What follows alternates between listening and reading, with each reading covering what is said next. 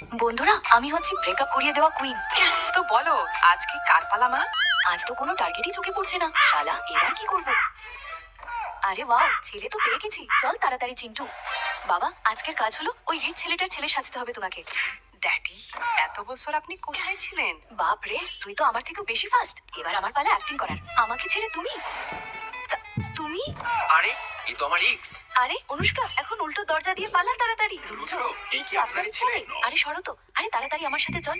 আরে আগে আমাকে তো জানতে দাও। আমি তো হাঁপিয়ে গেলাম। যদি চিনে ফেলে, যদি খোঁজ করতে করতে চলে আসে। আরে অনুষ্কা, কি ব্যাপার? রাস্তায় ঘুরছো? জানি না, সকালে কার মুখ দেখেছি জানি না, তাই এই বিপদটা রাস্তায় পড়লো। আমার বয়ফ্রেন্ড তো এখন বড় কোম্পানির ম্যানেজার, আর তোমারটা মনে হয় গুরু চড়ায়।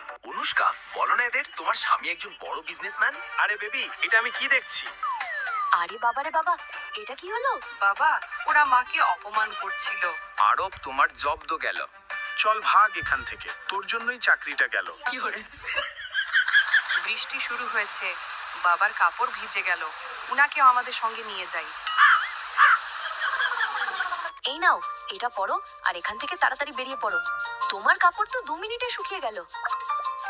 আরে, তুমি তো ওনাকে তাড়ানোর প্ল্যানেই আছো মনে হয়। ও মিস্টার হ্যান্ডসাম, আজ থেকে আপনি আমার কিউট পাপা।